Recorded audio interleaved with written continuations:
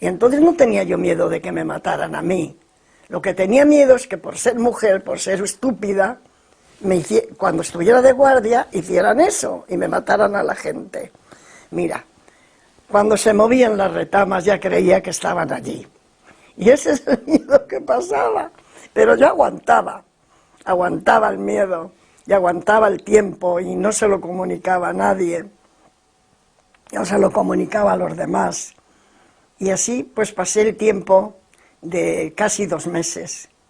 2 meses, ¿sabes? Dormía 2 meses, que no dormía en una cama. Dormía.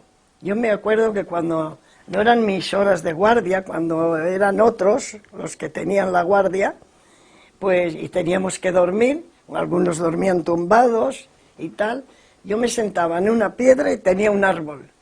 Y con el árbol me servía de respaldo y ahí dormía las horas que mi cuerpo necesitaba, mientras no me necesitaran ellos, porque no me perdonaban.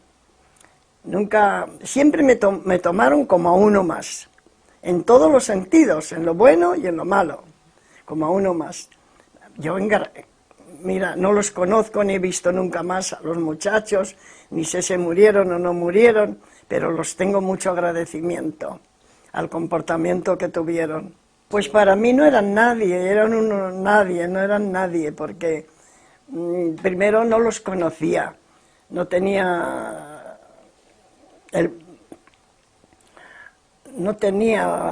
¿cómo se dice esto? Saber de ello, no sabía nada de ninguno de los dos, ¿sabes? Y fueron 2 épocas distintas. Cuando Miguel Hernández fue en el cuartel y cuando Ortega y Gasset era en el hospital. Pues entonces se me presenta un señor y con su ayudante o su secretario y viene a ver el hospital, no vino a verme a mí. Vino a ver al hospital, pero al saber que había una mujer entre todos ellos, entre 50 o 60, que estaban en 2 habitaciones cubierta de... También había un capitán muy herido, que debió de morir el hombre, y decía, ¡ay, hija, qué valiente, qué heroína! Ay, ¿me permites que te dé un beso? Y digo, pues sí, señor. Y entonces un ayudante que le tenía al lado de la cama le ayudó a levantarse con 1000 trabajos y 1000 momentos tardó para llegar a mi cama, que él estaba en una y yo estaba en otra, pero era un hospital de sangre. No era un hospital, era en el campo, un hospital de sangre. Pues en La Cabrera, un pueblo al lado de Buitrago. Y vino y me dio un beso. Bueno, pues no tenía para mí ninguna importancia. Yo estaba muy grave, había perdido muchísima sangre y cuando me pasó aquello yo me senté en el suelo porque creí que... yo no pensé en que me iba a morir porque estaba tan grave que ni tenía mi imaginación para pensar eso. Me eché porque creí que me caía y me eché en el suelo y entonces pasaba por allí uno de los que estaba luchando por allí, que era un vasco, luego supe quién era, luego era un vasco, que luego estuvo de jefe de intendencia en la división mía cuando yo volví.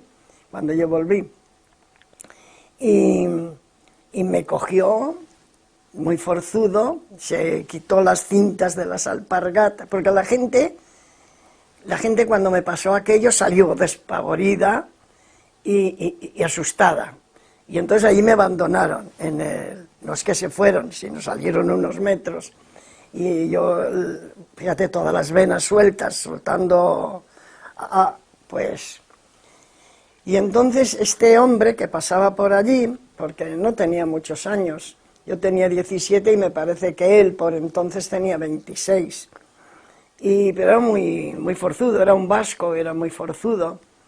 Y salió por allí, vio lo que pasaba y con más serenidad se rompió las cintas que tenían las alpargatas, me hizo 2 torniquetes, me cogió en brazos y me llevó para el hospital. y allí me hicieron la primera cura. Estuve 3 días, porque los más graves no estábamos más de 3 días allí. Luego nos traían a Madrid. Y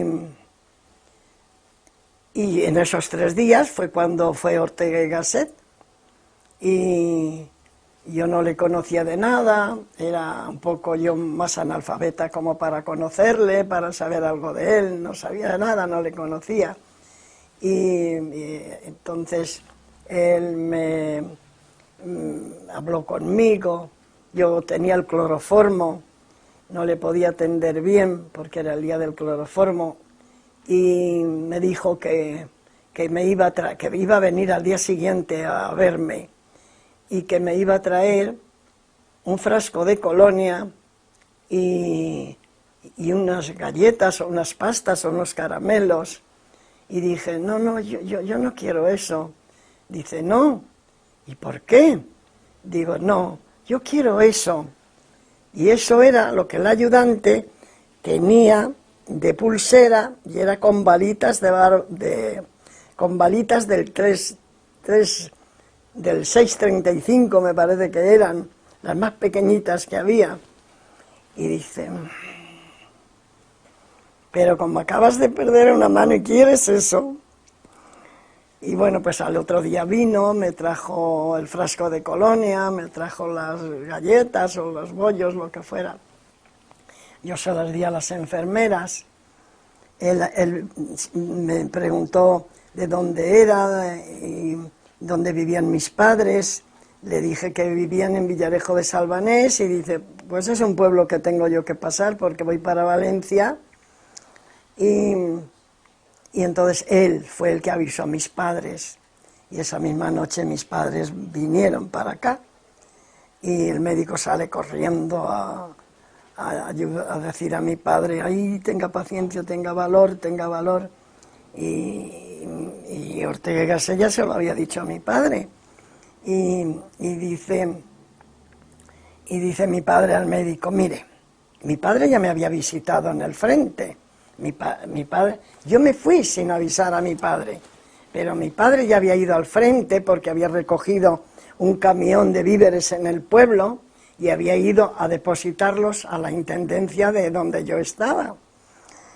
Y mi padre sabía que estaba allí, inclusive pues habían querido ir a la trinchera a verlo más cerca y iba con 2 o 3 amigos. Y yo me río porque ese día me reía con ellos. Y a mi padre le dije, tú no vas, tú tienes 5 hijos más. Y si te mueres se quedan sin padre. Tú no vas. Estos si quieren que vayan. Y llevé a los otros 2 o 3 amigos. Me pasé una risa con ellos. Porque iban con blusas, con camisas blancas, como era verano. Y yo les decía, pues anda, que menudo blanco vais a hacer con estas camisas, enemigos va a haber. Iban muertos de miedo iban. Qué cosas.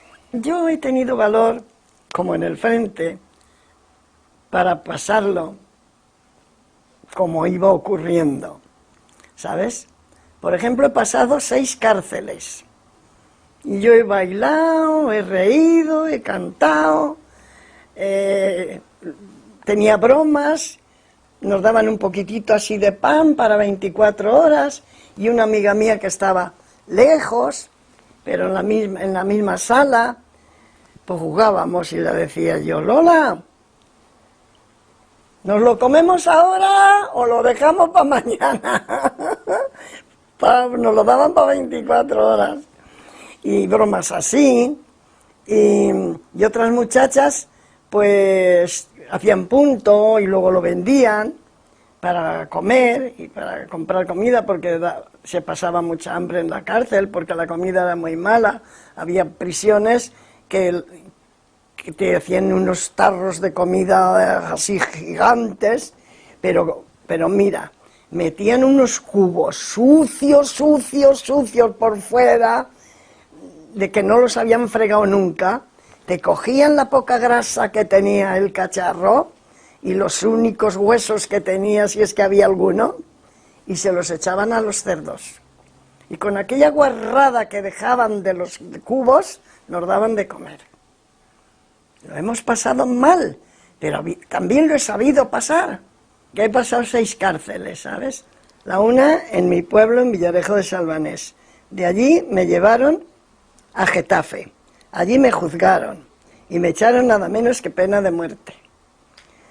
Bueno, yo no lloré jamás por una pena de muerte, ¿sabes? No es que sabía que me la iban a quitar, pero bueno, pues quedé el hueco de morir. Había estado en una cárcel esperando balas, que me tirase una bala, había perdido ya lo de la mano.